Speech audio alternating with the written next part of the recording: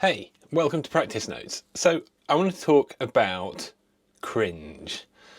So this is a word I think we hear quite a lot these days, and I think it breaks down into a number of different topics. There's how you feel about things. Sometimes you see things and you feel that they're cringe. Sometimes you put things out there and you fear that they'll be cringe. And sometimes you'll see other people's judgments about something being cringe. So the reason I want to talk about this is because the last time I uploaded a video, well, recently I uploaded a video to my other channel, and in the setup process, you have this AI that suggests titles. It gives your title a score of how well they think it's going to perform as a video title. And, you know, often I find those titles a bit cringe, if I'm honest. But then the numbers suggest that, you know, obviously you need to make titles for your videos that will get people's attention. And I think in a way that really sums up the whole sort of quandary around whether things are cringe or not these days. So when I published that video with the title that I was a bit unsure about it being cringe or not, I think I maybe lost like 3 subscribers in the first like 15 minutes. And I was like, oh my God, total panic. Have I done something cringe? So, you know, I went ahead and I changed the title. I updated to something that felt a bit more natural to my own voice. But yeah, it felt like that whole sequence of events really kind of epitomizes our kind of battle with things being cringe these days. So I wanted to dig into this topic a bit, and hopefully me trying to figure this out in front of a camera will be helpful to you. At the end of the day, it doesn't matter.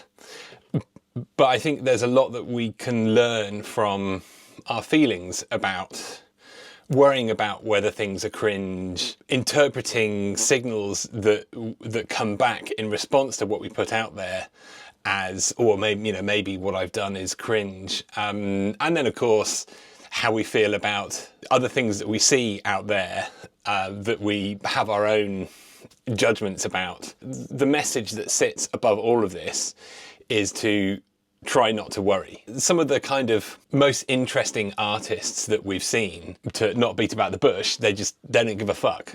They don't give a fuck what they put out there, and they don't give a fuck what people think. In a way, it's something to aspire to, but you know, the world being the way it is these days, it is, you know, it's challenging to aspire to that because, you know, it's harder and harder to earn a living, it's harder and harder to cover your bills, or maybe you've got a day job and really what you want to do with your music that you make in your free time is, you know, not have to worry about any of that stuff altogether.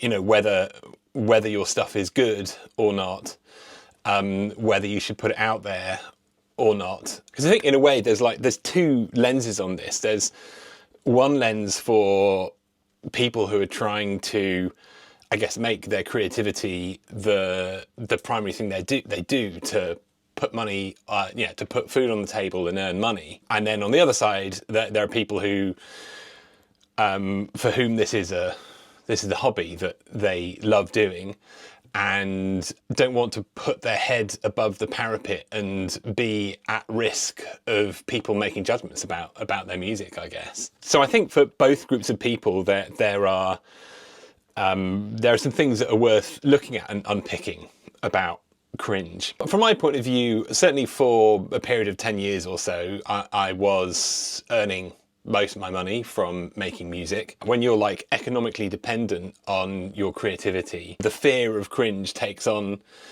a new meaning. One of the things that you're forced to do in those circumstances is, you know, you have to put stuff out there, and you have to sort of let your fears of what people think, or you know, even let the comments about what people think, you have to let that be water off a duck's back. There's something quite healthy about that. There's something quite positive, but it can also be, well, certainly for me, I found it difficult. I felt at war sometimes with my, one had my ambition and, the sort of imperative, I decided I wanted to make my money from music. I wanted to do this full time. So, I had to make rent by doing that. And on the other hand, I had my intuitions about what I was doing, the much more sort of right-brained, creative, intuitive side of things. For people who are earning money from their creativity, it's very easy to fall into perfectionism. I think that's something I probably struggled with.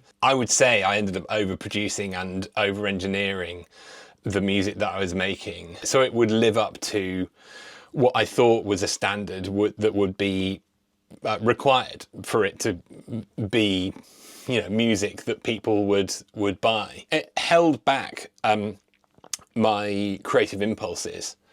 And I think in some ways that was partly why I got really into improvising. When you're improvising in real time in front of an audience, there's no place for second guessing and doubts. You are where you are in that performance. What is going on right now is what is going on right now. And you can do something about that or not do something about that. And you kind of have to do something about that. So I think in a way that was why I got really pulled into this world of improvisation, because it got me out of that world of perfectionism, which I really fell into. So yeah, if you're a professional, you probably know about this. You've probably done some introspection on how your creative process and how you feel about your creativity and how you feel about putting music out there. But it's always worth stepping back, stepping one step further back from however stepped back you are right now, to take a look at, what is, how you feel, how you're moderating your creativity based on your fears about, whether people, how people will judge your work. So if you're not a professional, I think the mechanisms of cringe, of judgment, of fear are, they're quite similar.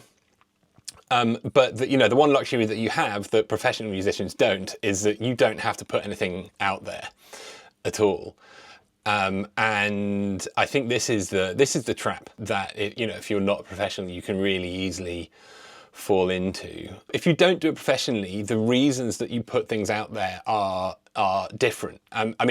Confusingly, if you do put things out there as a non-professional, you will be mostly using the same platforms, Spotify, Bandcamp, maybe SoundCloud. But the fact that you're using the same platforms really kind of masks the fact that the sort of psychological mechanism behind it is very, very different.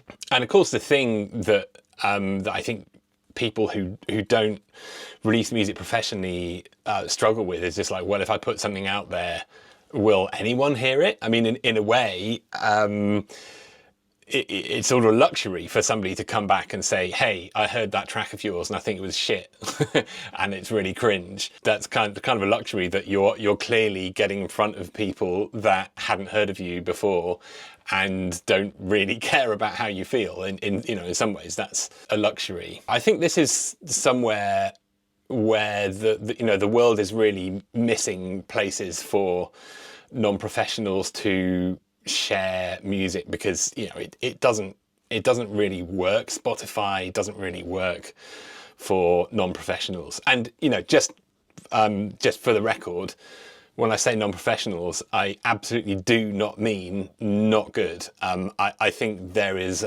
more and more of a divergence. It used to be that professional music was good, amateur music was bad, but I think nowadays that's changing. I think, well, particularly economically, people are making different choices about, well, maybe they're good at making music, but actually they don't want the financial stress of having to make money from making music. So there's lots of very talented musicians who are making amazing music that they don't release professionally. But I digress. The trap that's easy to fall into as a non-professional musician, in a way it's a different kind of perfectionism from professional perfectionism, because I hear a lot of people saying that, like, oh yeah, I just want to get to a certain standard before I put anything out there, before I even get anybody to listen to anything. So I think that if you're not releasing music professionally, you really would benefit from releasing music socially. And I think this is a concept that is not really catered for anywhere now. I think it does, the behavior occurs on Discord servers and WhatsApp groups, etc. But I think it's really important to be sharing music you make. And in a way, I think it's important, like I was talking about in another video, to maybe sort of detach yourself a bit from your mental models of what a release should look like. Because I think the function for socially released music is very different. It's about connection. It's about being heard by a handful of people who you really care about and who really care about you. What you get from, let's say, being a social musician is connection and community. And by, you know, worrying about whether your music is cringe, you will be getting in the way of your opportunities to meet people who will share your interests, who will listen to your music, who you can sort of buddy up with to, you know, to improve and to learn new things and be exposed to new music and new experiences, etc. So, yeah, I think that's the trap to avoid if you're, let's say, a social musician. Okay, so that's my thoughts for this time about Cringe. Don't worry too much about what people will think. If you're in the lucky position to have people coming back at you telling you music is cringe, that's great, but you don't need to listen to it. If you're releasing music socially, don't let your perfectionism get in the way of you making new connections or strengthening old connections with people you care about and people who really care about you. So thanks for watching.